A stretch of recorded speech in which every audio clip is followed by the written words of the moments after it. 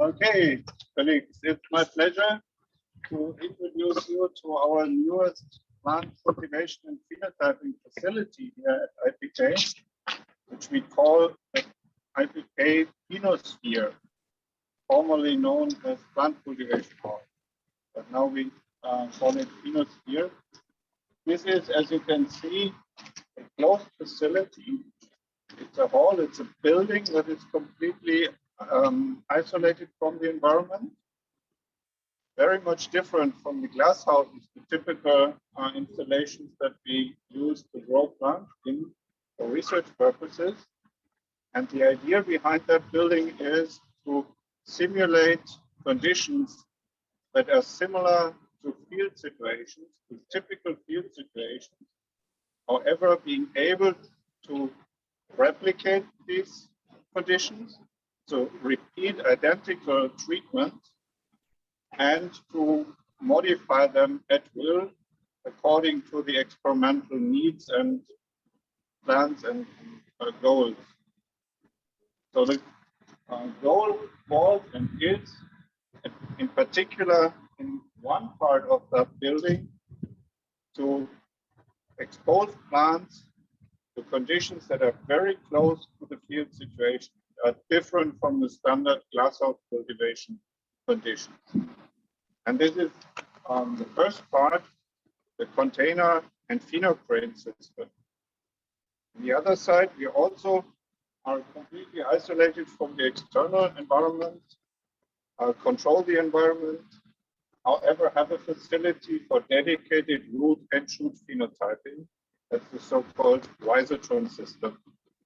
And we will now first look into the container phenocrane system and then watch the Rhizotron system. But while we are still outside here, these big boxes here that you see, these are the climatization plants or facilities which condition the air that is sucked out from the compartment, then cooled, moist, or dried or moisturized, and added with CO2 if necessary, and then delivered back into the system. And now let's go in and have a look to first the container and phenocrane system.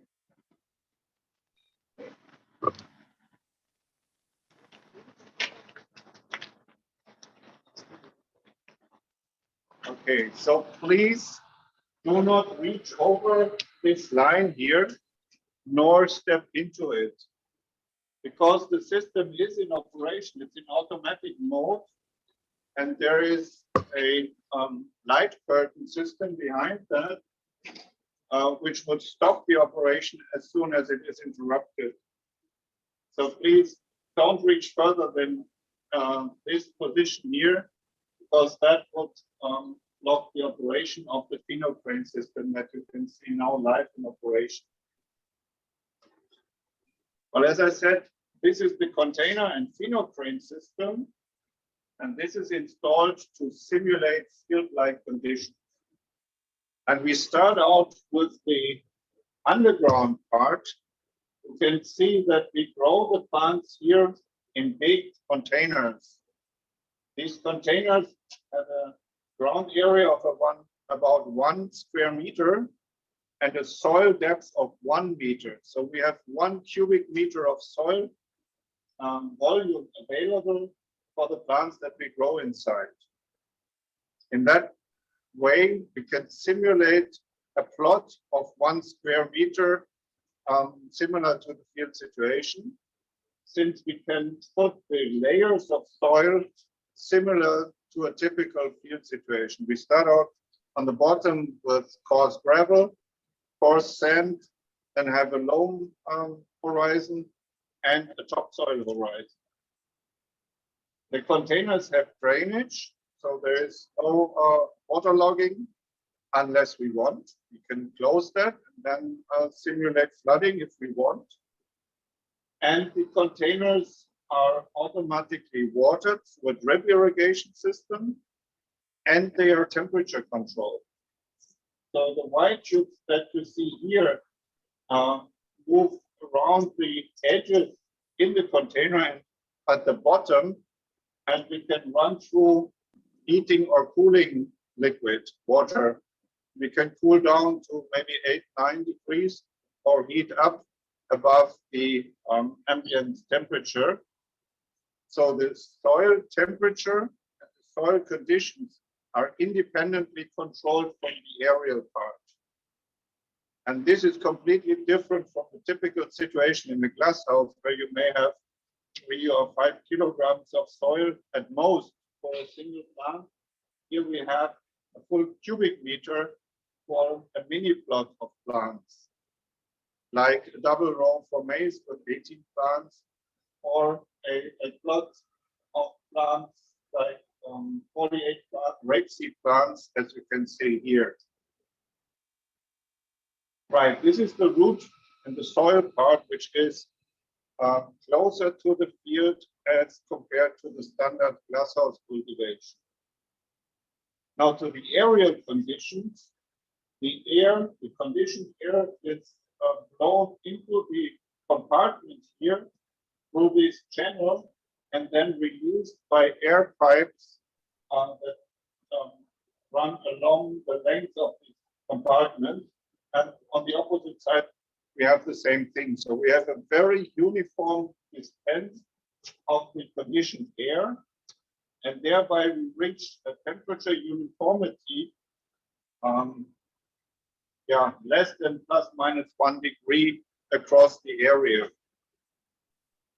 We can run temperatures down to 0 degrees here and air temperatures up to 45 if necessary. So we have the full range of conditions that appear outside, except for frost. That is excluded. We can have down to 20% air humidity and up to 80 or 90 during the night. That depends, however, on the light intensity, also the temperature that we can reach. And we can go up to 1200 ppm of CO2 concentration, so have experiments with elevated CO2 levels.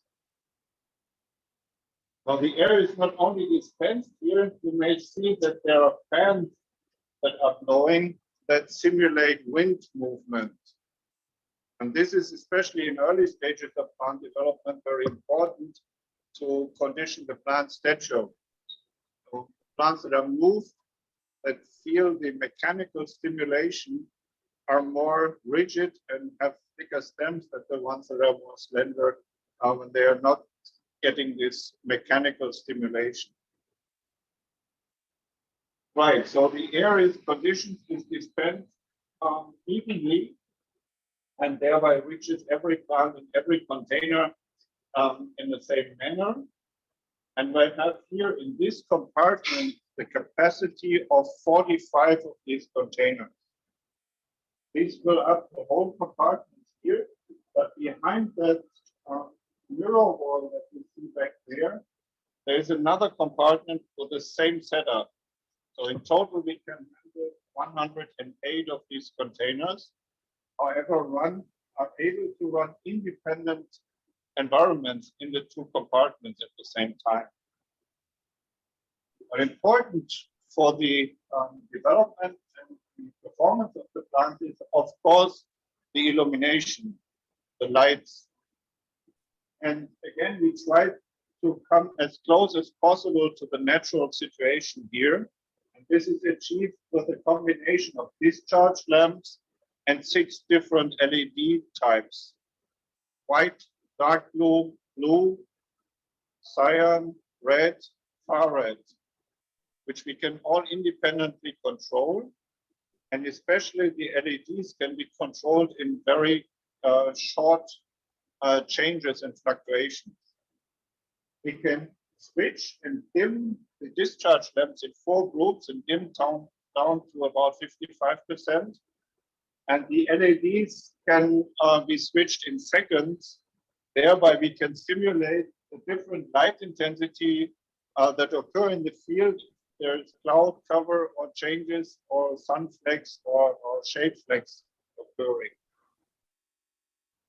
With the different LEDs, we can have shifts in the spectrum from more blue to more reddish in the evening or in the morning, and a slightly different spectrum during the zenith over noon. So we can have changes in light intensity in the typical diurnal cycle. We can simulate the fluctuations during the day, and we can also simulate temperature and air humidity fluctuations with changes like 10 degrees per hour or 10% air humidity per hour. And in that way, simulate very closely field-like conditions. Now, Mark will show you later in his talk the results of benchmarking experiments against field data and data that we collected on maize genotypes here in that compartment. So I would not dwell further on that. However, you will see now this big steel frame here with traverse and the imaging platform. This is the so-called PhenoPrane, and this is the imaging system to assess the plants.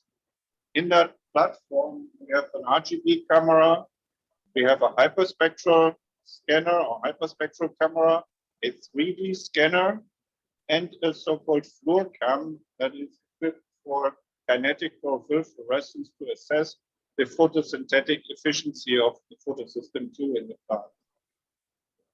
And this will move to each container, takes images in the different sensor and camera systems, and collect therefore very dense and deep data on the plant. We have furthermore a side view frame that we could also maneuver through the containers with a more loose setup in order to assess the plants also from the side view. However, the main view is actually a top view setup. Now, right now, we have here winter rapeseed, oilseed rape, and you see they are very similar to the plants in the fields. We are sampling these and we are assaying these for seed quality, for germination efficiency, and we have exposed them already to a early spring drought period, and later on they will be exposed to wet conditions which are known to interfere with the seed quality, with the germination efficiency. And those get multi-omics data on these processes on genetically diverse material. This is a project called Avatars, funded by the BMBF, as has been the setup of this system, the phenotyping system through the DPPN funding by BMBF. And actually the whole building was also supported by institutional funds from the state of Saxony-Anhalt and from the federal government through BMBF and the state's Ministry of Science and Economy.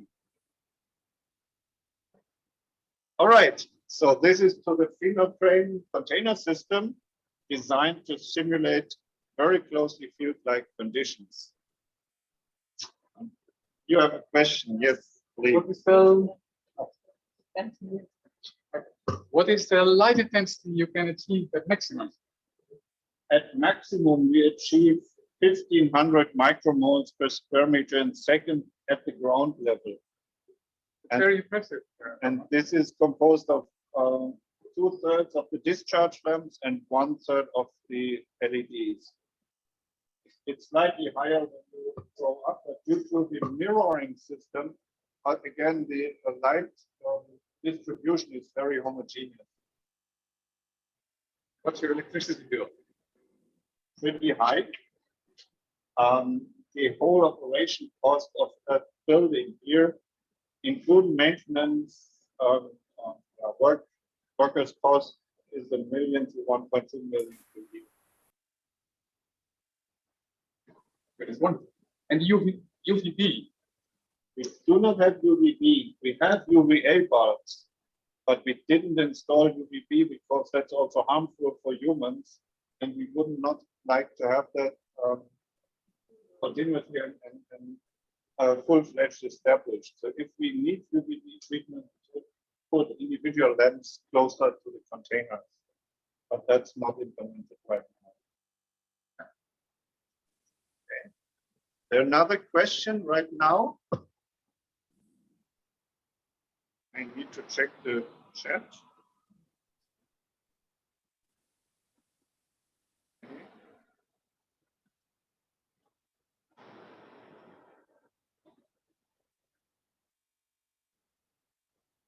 So there is a question, how exactly was the facility validated in terms of spatial and temporal homogeneity of the environmental factors, especially in terms of microclimates that might occur? We did that in two ways. Once we have mobile sensor platforms we put, we measured the light intensity across the field, and we assessed the diversity of plant growth. We have the full setup with containers with only two genotypes, and we assess the spatial effects on the development and on the growth, and it is basically negligible. Was detectable, but almost zero.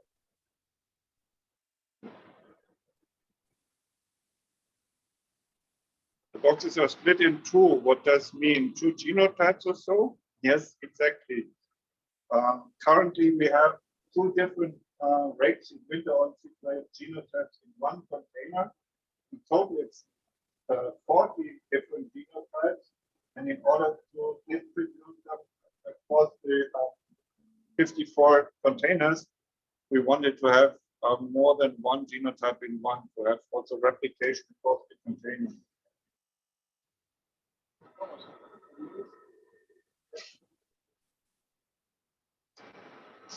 So the screen that you see is keeping the plants away from each other, and in the soil there's not a shield to keep the roots away from each other. No, we do not have a shield yet in this experiment, because we mind if the plants mixed, since we are interested in analyzing the seeds.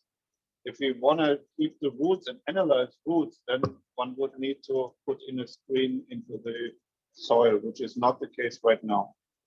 Why is the screen in the middle? In order to have the different genotypes in the front and in the back, we do not want to mix them because we sample them and want to have information on that particular genotype. Otherwise, they go among each other. It's hard to separate them, and they would also cross-pollinate each other. Yeah. All right, so maybe we move over to the Rhizotron system. This is the other half of the system here.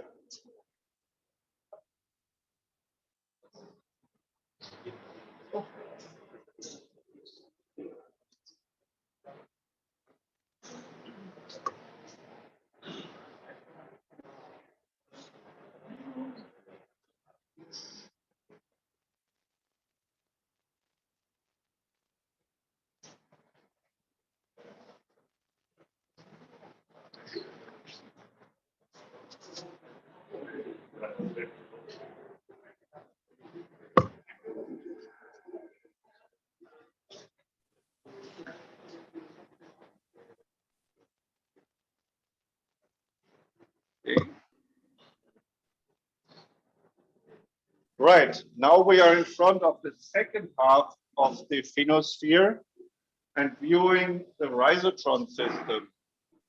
As I said before, this is a platform to assess simultaneously root and shoot growth.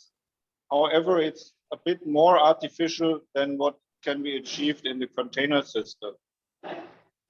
In this system, which we developed very closely with our colleagues at the Forschungszentrum Jülich, based on their prototype developments, we wanted to have the chance of simultaneously assessing the root and the shoot at high resolution, much higher resolution than we can achieve in the other platforms, since we have a 60 by 90 centimeter box, which has at the bottom side a plexiglass plate. This would allow us to view the roots growing, and usually we have once a day an image being taken from this box an automated system that I'll explain in a second. So we fill these boxes with soil. We use a specific soil that is called pot ground, which is a pretty dark peat-based substrate and gives good contrast between the roots and the soil background. And this covers about, what is it, 20 liters, almost 20 liters of soil in this, although in a fairly narrow sheet only. So we move basically the three-dimensional root system into a two-dimensional system that can be imaged. So of these boxes, this part that you see here, we have 180 that can be analyzed simultaneously. They have RFID chips to be recognized by the system, and they are sitting in these holders and wait for the imaging tower to move back and forth and pull it inside. And inside there is a camera that takes a view of the root and camera systems for top and side view of the shoot part. The shoot cameras are LED cameras, so color images, while the root camera is a monochrome camera, so takes grayscale images at high resolution. And some examples you can see on these pictures here of barley, rapeseed, maize, or even Arabidopsis plants. Usually we can grow the plants up to 4, 5, 6 weeks. And especially for maize or other large plants, that's the limit in terms of the stability of the plant and also the size that would fit into the imaging tower. Smaller plants could be even grown, like barley or wheat may be grown to maturity or to a flowering stage. So within these towers, as I mentioned, the box is moved inside to a holder, which is a balance. It takes the weight of the box, and on the basis of that measure, it is watered or supplied with nutrient solution. So within this cable chain here, we have also pipes for water or nutrient solution that is then dispensed inside. And the towers would then move one after the other, move them in, take the images, weigh and water the box, and then afterwards move it out again. You have a question, Philip? Yes, Thomas. Very interesting, very elaborate system you have here. I have a question in regards to filling of these containers, which does look quite cumbersome. Do you have any standard process to ensure the homogeneity of the different rhizotrons? Yeah, we have built some setups to hold this rhizobox, and there are windows inside so that people can see where the soil is filled, and its weight, and then it's filled according to weight, so that the very same amount is put in. And then it's a very dedicated person that has a very sensitive hand to compress it to the very same level. But knowing the amount that should go in and looking it filling up works quite well, but it's a matter of a very dedicated and sensitive person to do that. We do not yet have an automated system like our colleagues in Munich have, where certain pressure is applied to have the uniformity. Yeah. So we still do it manually. So how many single units do you have? Sorry, I didn't listen once you said it. So this is 180 in this part. Mm-hmm. And after that folding wall, there's another part with another 180. So a total of 360 riser boxes. Okay, and one part is climatized and the other part is ambient temperature? Or? No, it's both is climatized. Okay, both. It's just two compartments that we can run independently. If we have the tower on the other side or on the front side here. So we have only two of these towers. They can operate the whole system as a total. 360 as a whole. We had a very big experiment that Marcus will explain in his talk later on. Or we can have a split and only operate the front part, or operate only the rear part. That's a nice level of flexibility. Thank you. So you may have realized that we have less lambda here as in the container and PhenoCrane system. And also it's more moderate with respect to temperature and humidity ranges. That was by purpose because the mechanical demands are higher in this system, since you need to realize that the tower needs to move by the millimeter precision and across the length that it's quite demanding. And if you have stretching or shrinking due to the temperature differences, that might be a problem. Second problem could be with very strong temperature fluctuations. You may have condensation on the plexiglass plate. So we usually run between 15 or 30 degrees and 15 to 30 degrees, or 50 to 70% air humidity. And the lamps are about 500, deliver a total of 500 micromoles per square meter a second. However, the composition is the same as in the opposite side of the container. Sorry to be here again, but what you just said brought up a question in my head. So if it's so laborious on a engineering level, why did you decide to go for a sensor to plant system instead of a plant to sensor system? Well, we want to have again the uniformity as we have in the container system. So the basic setup is the same. It's also fresh air pumped in and distributed in the lower part, and therefore it's hard to move on top of that the holders around. This one part. Second part, however, is we decided for the stationary situation for the riser boxes and the holders, because in that way we could also climatize the holders and equip them with cooling or heating pipes in a future set of equipment. Right.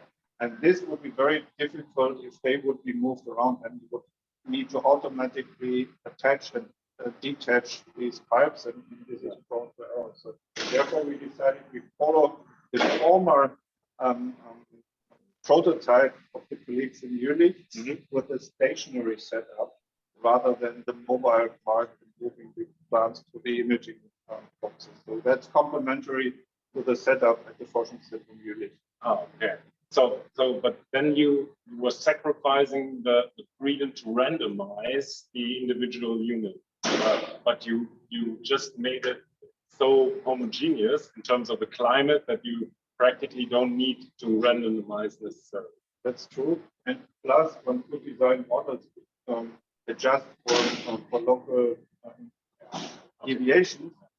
However, as you're fully right, the conditions are so homogeneous, we don't see a positional effect that would interfere a lot with the Remarkable. Thank you. Okay.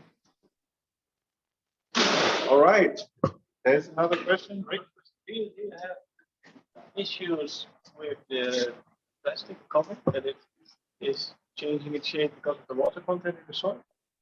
Enlarging over time? No. Actually, it has small fixes inside that avoids the bulging of the Otherwise, it would go bulging. Yes. But with this, it's a minor interference, so you can even see the screws, but you can exclude them from the region of interest of the image analysis. Yeah. However, it stabilizes a lot.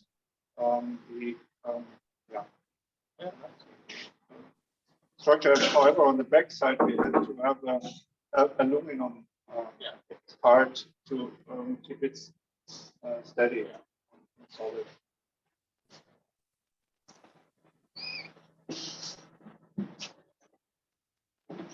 Okay. So if you like, we can have a presentation and it, show how the lights are operated. We can move into the second part where no experiment is currently running. I can show you how the lights can be modulated. People here can feel the temperature at the temperature control, but visually you will also see then the climate control, the environmental control that we can achieve here. So we would like to take you over to the other side. Okay. We can also offer you a view from that platform there. We must not enter the walkways up here because the system is in automatic mode, but you can have a quick look up here.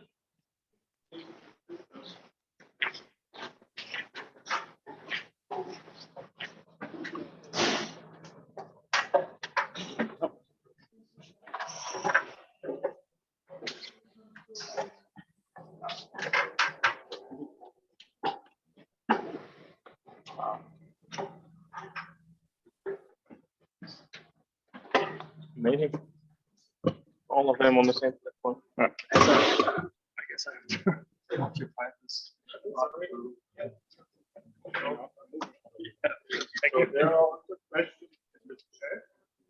One is how much time does it take for a full scan? I assume you mean a full analysis of all the 100 kV or the 360 Rhizoboxes. It takes about 1.5 hours for this part. So it's about 3 hours for the entire setup of 360 container Rhizoboxes. So in principle, it is possible to do multiple imaging of the entire system per day. The second question is, are the roots exposed to light on the transparent side of the box during growing? No, they are in these holders, and maybe Andreas Behring can show it. They are isolated and shielded from the light, even with brushes on the side. So there is virtually no light exposure of the roots during the position in these holders. It's only for the very short seconds of movement and the image taking in the tower that they are very briefly exposed to light and then are back in darkness.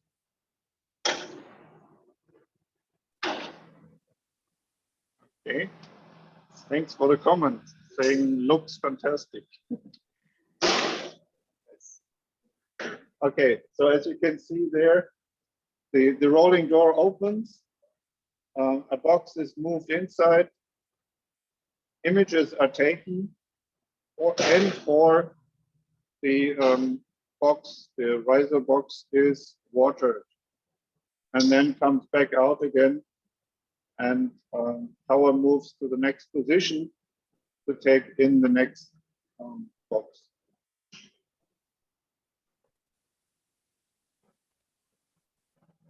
Okay, so if you like, you can take a look. I will step down.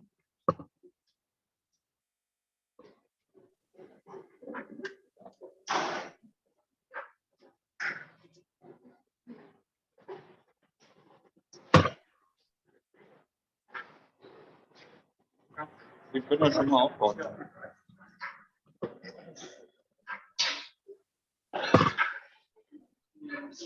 Ist da drin noch Platz?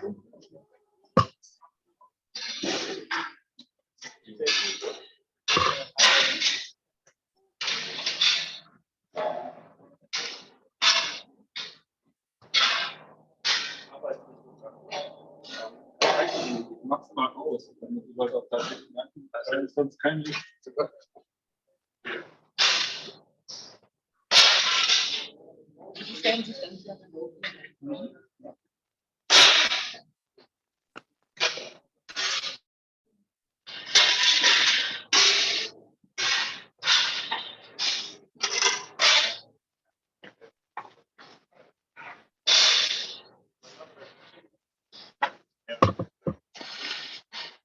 the climate control is done the hole in the center of the room. It's the climate control box. Yes, that's right.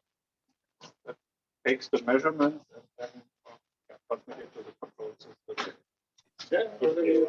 Yeah. How many climate stations do you have spread throughout the hall now in the operational phase to monitor potential variation or adversibility? We did to check it about 5 to 4 edges in the center independently of the control system. Just for monitoring and independent of the climatization control.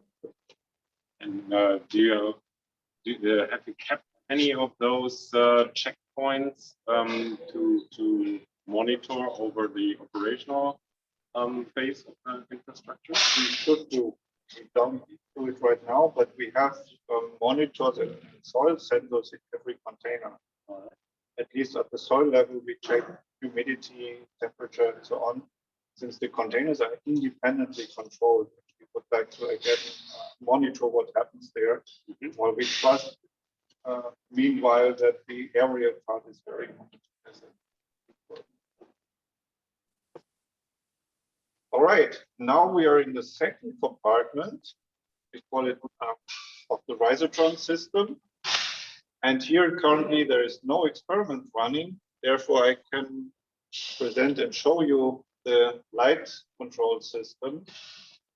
And as I said, it is composed of LEDs of various colors so that we can modulate the spectrum.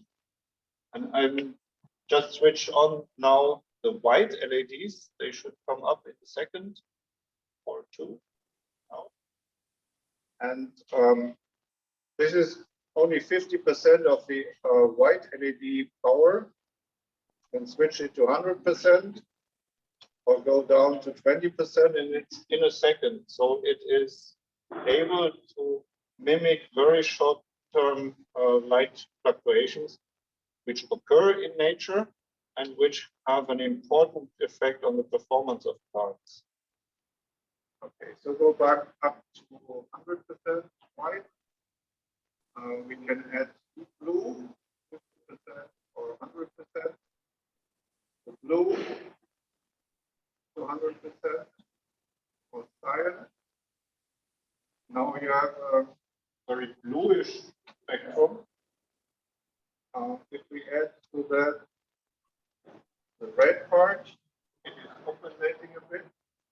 And what you don't see with your eyes, but what the plants see, is the far red. I switch on now. It has the same intensity as the red, but you won't realize because our eyes are not that sensitive to the far red. Switching off the blue, now we have a spectrum more to the red. And the red and far red ratio is, of course, very important for the phytochrome responses. Germination, shade avoidance, and so on is controlled by the phytochrome, the red and far red sensitive system in the plants. So what red to far red ratio can you achieve? Very extreme. If we have no red at all, and I switch off the white, I can give a little bit of blue. So basically, I can design any ratio I want. Right, but what normally in nature, full sunlight would be about 1.2. Right, but can you achieve that in this system? And what happens if you go to the sunset? I think we can achieve at least that level. I think we can even go beyond that in a factor of 2. So it depends a lot on the total composition of the light, because we also have the discharge lamps, which I'm switching on now, which cover 2/3 of the intensity. And the LEDs were not meant to be used alone as red or blue, but to supplement the very well balanced spectrum of the discharge lamps and shift it a bit to the red, shift it a bit to the blue, and shift a bit between red and far red, or fill up the spectrum to be again closer to the net. Now you will see that they take about 2 to 2.5 minutes to burn in, so they are a bit slower. Still, after they burned in, they can be dimmed down to 55%, but this is more slow responses in intensities that we can achieve. However, when they are burning, you feel the heat radiation of these lamps. And again, that's normal. If sun is shining strongly, it's heat irradiation of the plants, and this is kind of mimicked by these discharge lamps. Therefore, we also decided not only to use LEDs, because they are cool, they don't need heat radiation, but the discharge lamps do. Now, when we simulate a sunny day, we use most of the discharge lamps. If we simulate a cloudy, rainy day, we use only the LEDs, because then it's dispersed light and it's not a direct sun radiation or heat radiation that is exposed or taken by the plants and emitted by the plant. Okay, now you feel the heat coming, the spectrum is changed, and again switch on the blue and the red.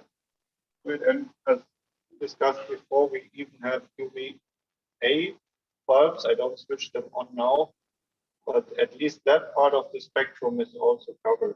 If UVB is necessary, again, we need to apply singular.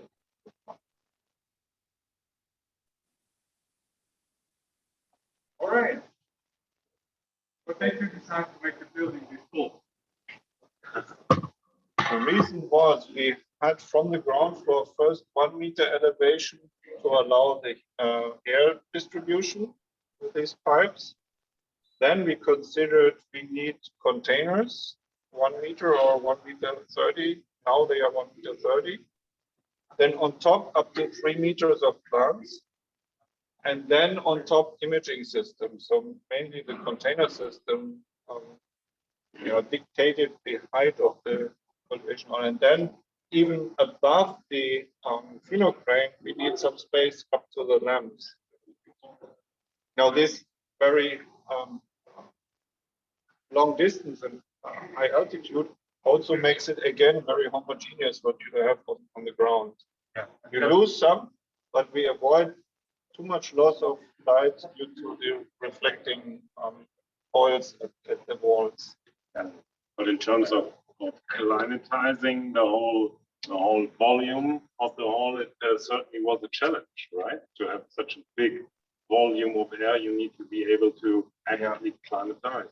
Yeah, there is some vertical leveling. Yeah. So with increasing height, there is some temperature increase over the height. Yeah, and that actually surprised me a little bit, because I don't see any kind of fans or so usually apparent in these large kind of growing houses or greenhouses for growers that disrupt the layering of temperatures in the air. In this case, here in the Rhizotron system, we are open enough that it mixes well. Mm-hmm. Again, we are not that far up, since we may have only 1 meter or 1.20 meters above the total height where we go and cultivate the plants. Therefore, we reckon that it's not necessary here, but we have the fence on the container side, and they also have mixing and avoiding the layering. You use the fans also to simulate wind, like a natural field? Yes, that was the main idea to have fans, is to have, especially in juvenile stages, is wind movement and mechanical stimulation. All right.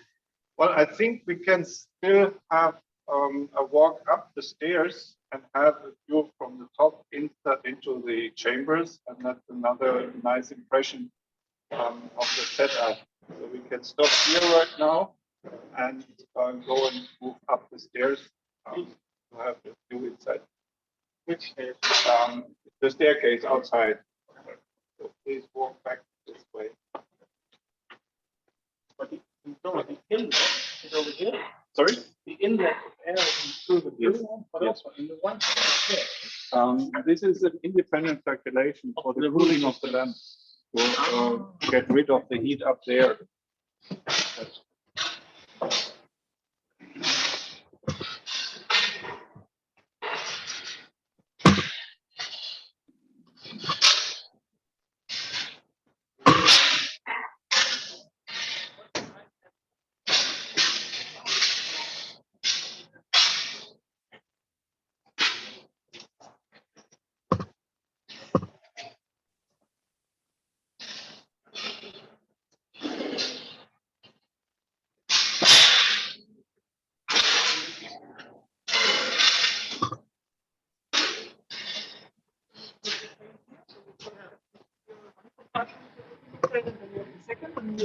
So there is another question in the chat or questions. I will answer them upstairs.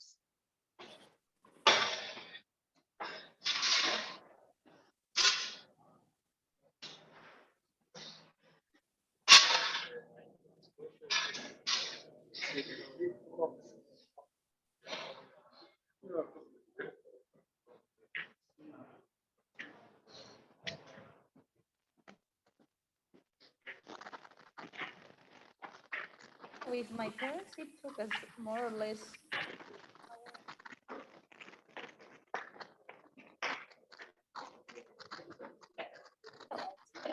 LTC and the botanical garden that might. LTC was quick, but with Dominic, no, maybe not. All of them, right? But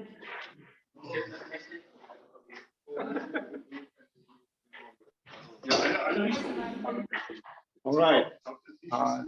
Other people are there. So this is our control room here. And there are windows, one into the Rhizotron system and another one looking into the container system. And please take a look. And here is another window for the container. Und Fögen bezieht das Rhizotron über 12 Schläuche. Geht ihr dann rein in den Behälter?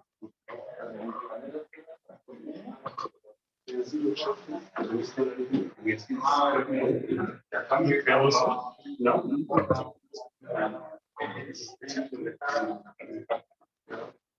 Auf diese fünf Kopf desinfiziert, aber ganz wenig. Das ist so. Yeah, this thing can also be messen zum Beispiel. Deswegen sonst wie die doch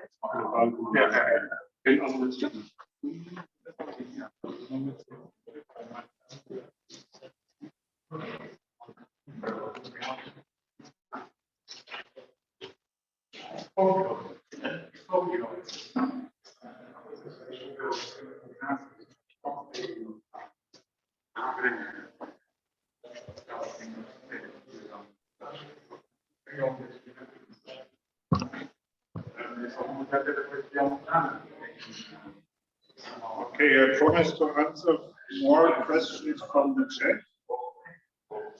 Here, the question is, in the large container, could you go through the process to make sure that you have the same soil conditions in each large box?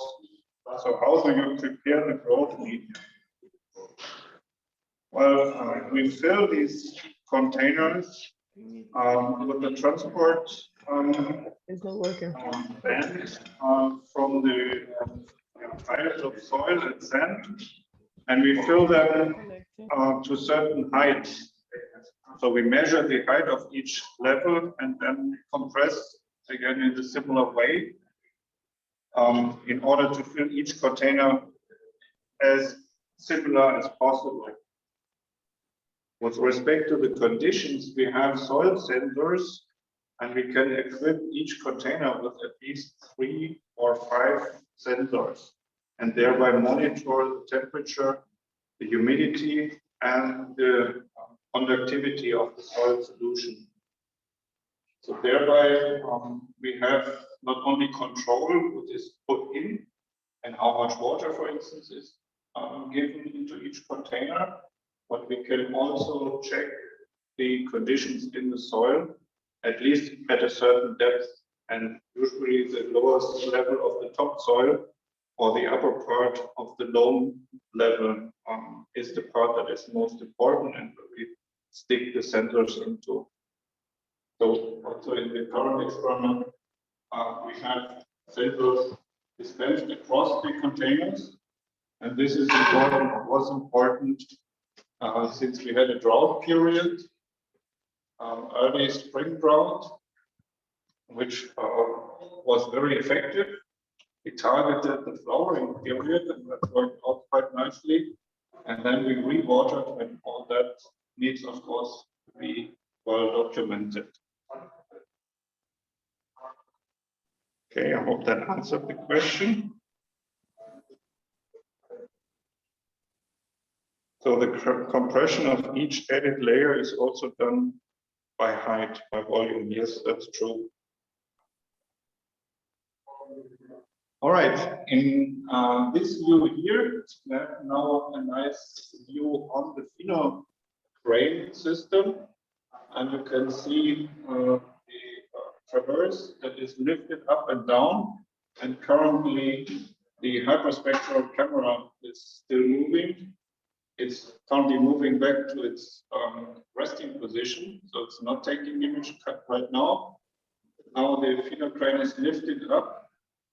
We'll move the platform to the next position, and then images are taken.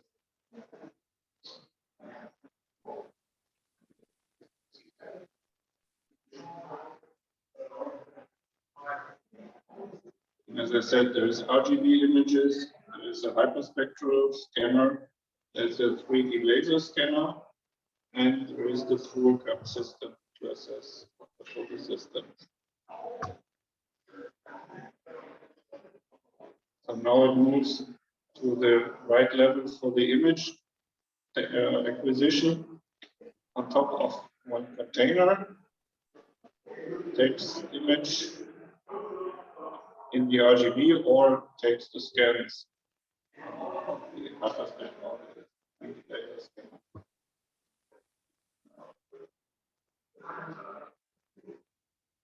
All the short parts of white light for the RGB.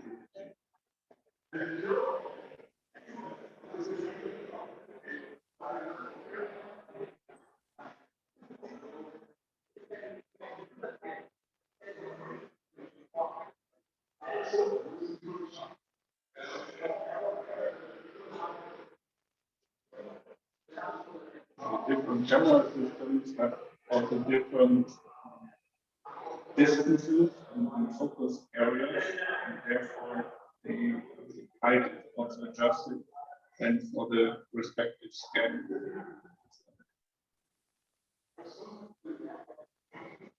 All right. Okay, so the colleagues are discussing among themselves. So I think we can stop here now. And thank you for your attention for this part.